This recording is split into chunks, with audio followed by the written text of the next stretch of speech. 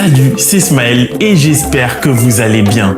Aujourd'hui, pas de dessin, mais j'aimerais vous montrer une liste des outils que j'utilise pour dessiner et pour peindre. Donc j'utilise plusieurs outils à chaque étape d'un dessin et d'une peinture. Quand je commence à dessiner, en premier, je commence toujours par faire des croquis. Et pour ça, j'utilise les crayons simples de la marque Faber-Castell.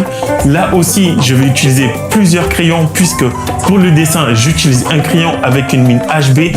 Alors, les dénominations 2H, HB ou 6B, ça équivaut à la dureté de la mine.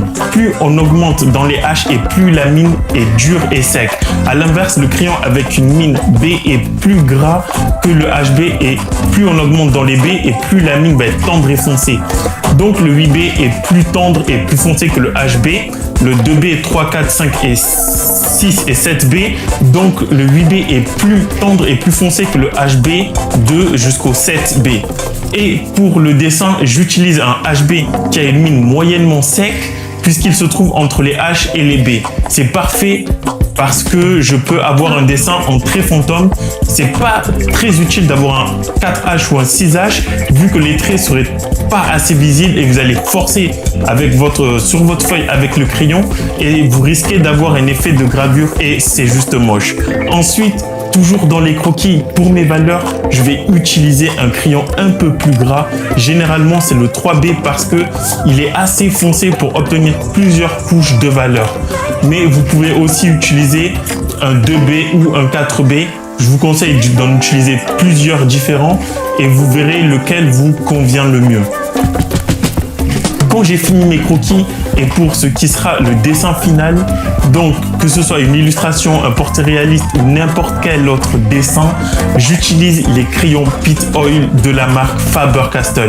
Alors ces crayons sont d'une qualité qui est bien meilleure que celle que je vous ai montrée juste avant. Je ne vais pas entrer dans les détails de la description, mais c'est un crayon qui comporte davantage de pigments et qui sont parfaits pour obtenir des dessins avec des traits très précis. Vous avez 5 niveaux de dureté sur ces crayons qui vont de l'extra hard à l'extra soft.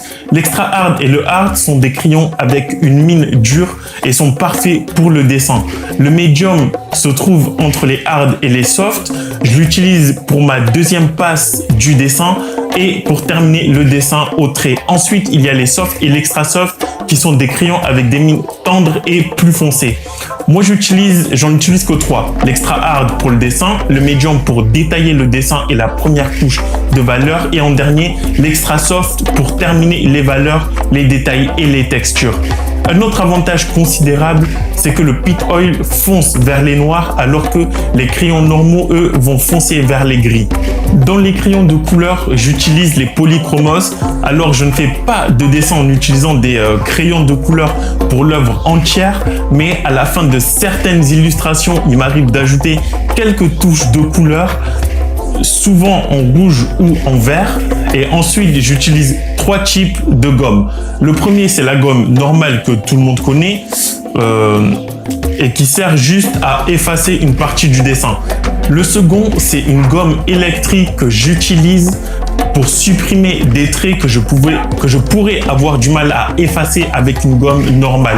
En fait, c'est une gomme qui est assez fine pour effacer des détails, une texture ou des traits autour du dessin sans prendre le risque d'effacer une partie du dessin qu'on ne veut pas toucher. Et le dernier, c'est une gomme mie de pain qui sert à estomper, que je vais utiliser aussi pour créer quelques textures. C'est une gomme qui est malléable et parfaite pour corriger ou éclaircir des dessins qui sont faits au fusain ou avec des crayons. Pour les feuilles, j'utilise des feuilles de la marque Canson en 200 grammes. Il y a plusieurs épaisseurs, donc utilisez celle qui vous conviendra le mieux. Moi, j'aime bien utiliser les 200 grammes parce que c'est ni trop épais et ni trop fin. C'est donc l'épaisseur parfaite pour moi et la feuille est très lisse et ne comporte pratiquement aucun grain. Dans les autres marques, la feuille peut être un blanc cassé alors qu'avec cette marque, la feuille est très blanche. J'aime bien parce que je peux mieux contrôler le niveau d'intensité de lumière. Et bien sûr, le taille-crayon pour aiguiser les crayons. Alors, j'ai jamais trouvé un taille-crayon qui soit d'une très grande qualité et qui puissent tenir sur le temps. En général, le taille-crayon ne sont utilisables que 2-3 mois, peut-être un peu plus, mais la meilleure qualité que j'ai trouvée, c'est celui-ci, encore de la marque Faber-Castell, et il comporte chacun des trous qui permettent d'avoir une épaisseur de crayon différente. Quand l'un des 3 trous est trop abîmé et que vous ne pouvez plus l'utiliser, eh bien vous n'avez qu'à utiliser un autre trou. Et en général, c'est le taille-crayon qui jusque-là m'a duré le plus longtemps. Voilà pour les outils que j'utilise pour dessiner.